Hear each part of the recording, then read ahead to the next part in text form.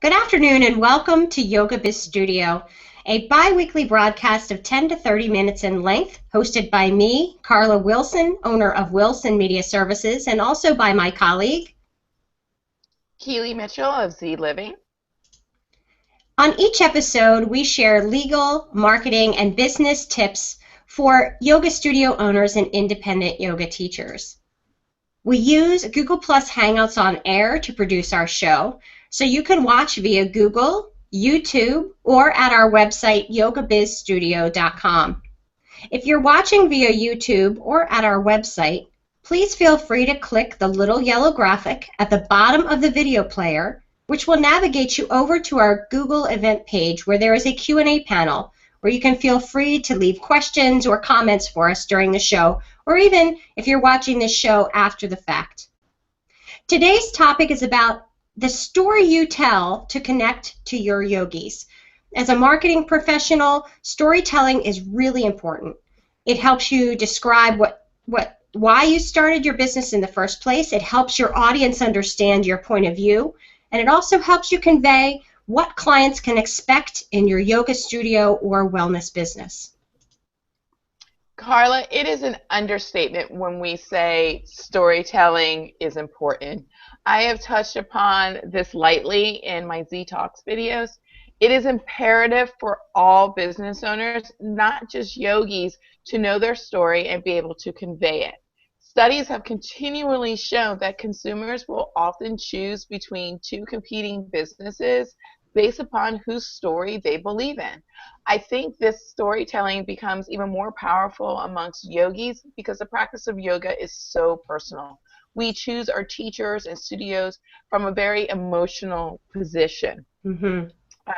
But Carla, you being our resident marketing guru, I am going to hand this topic back to you because I'm sure there are some great marketing techniques that our viewers can use to better communicate their stories.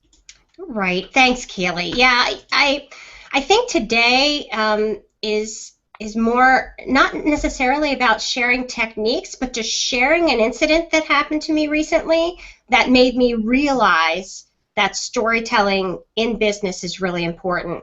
And what motivated me to feature this as a discussion today was a recent visit to a local yoga studio. So I'm actually going to start with a story myself. I went to this studio that teaches the style of yoga that I have taken and the style of yoga that I was trained, or so I thought. When I went to class, I was bombarded with their announcements about their upcoming events, their teacher training, their fundraising event, their special immersion class. And when it finally was time to start the class, then the teacher had to read a theme. And to be honest, the teacher wasn't exactly on board with that theme, so it really felt that theme. So I felt really disjointed. The class finally began, thank goodness. But there wasn't one reminder for me to inhale and exhale and breathe. It was almost like a cheerleading event in my mind. There was lots of, you guys are doing awesome, and let's keep going, that's amazing. And, there were some odd transitions between poses, and, it was odd considering the usual, well, quote-unquote usual sequencing. Don't get me wrong, I love it when teachers change things up, but please don't border on dangerous. I practiced for 17 years. Don't border on dangerous.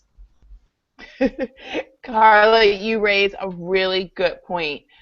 Studio owners have to make sure their teachers also support their story and vision.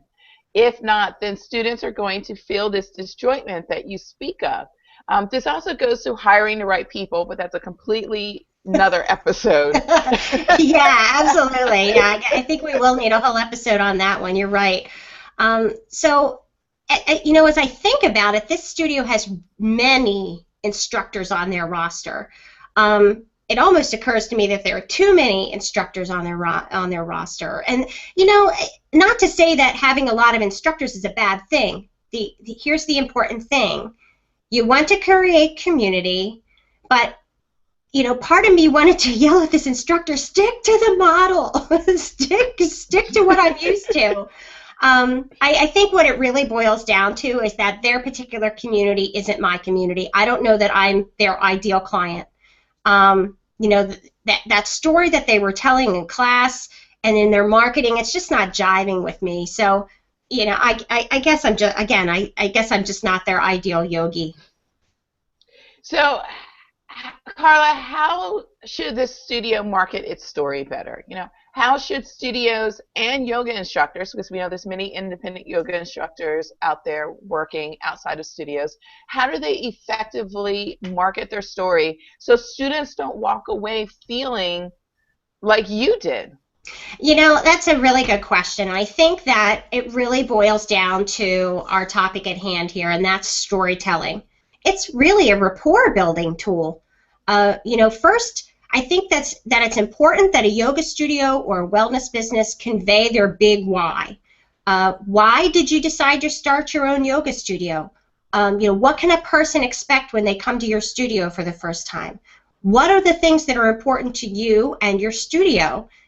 You need to decide on that, and then when you've decided what that story is, you need to communicate these answers to your employees as well so that there's consistency, so that everybody's conveying the same message, and it's your clients are feeling that this is truly the community I belong in. Consistency in the style of yoga you teach, consistency in the messaging of anyone who represents your studio and what the studio is conveying. These big why answers should be communicated in your marketing so that prospective students get to know you and decide if they will return. Remember, it's okay if you don't get every single yoga student on mats in your studio. What you really want is your ideal yogis on the mat in your studio. So help your students decide if yours is the right studio for them by telling a consistent story about your yoga business and what's important to you. So my message today is meant as an example. I'm a long-time yoga student, sometime yoga teacher, and a long-time business owner. I don't want our viewers to lose business simply because they aren't telling a consistent story to their audience. Carla, the way you're able to communicate these concepts is amazing because it's simple. I mean, like you said, this wasn't about specific techniques. It's just a reminder of really consistency, Yes. making sure your marketing and then is saying something, and then when they actually come into your studio or come into your class, the message that you are verbally giving them is consistent with the marketing materials that they've used. So that's really, really great. And you let your viewers know that implementing these concepts into their businesses isn't difficult. Like what you explained isn't a difficult thing to do. At least I didn't think it was difficult. I think you made it really sound easy. So thank you. You totally rock with that. Thank you. All right. So I don't know where all of our viewers are today, but where Carla and I are, it is a snowy, cold day. So that leads me to the next episode because I am so sick of snow and the cold and ice. I want spring to come. So our next episode on March 19th, I want you to join us as we talk about 5 tips for spring cleaning. And we're not talking about your house. We're talking about your business. Awesome. So, yeah, I really want spring to come. And this is the perfect day to start talking about spring, especially when we set forward our clocks on Sunday too. We're getting closer. Exactly. Also, I want to remind everyone about Namaste on April 18th down in Philadelphia.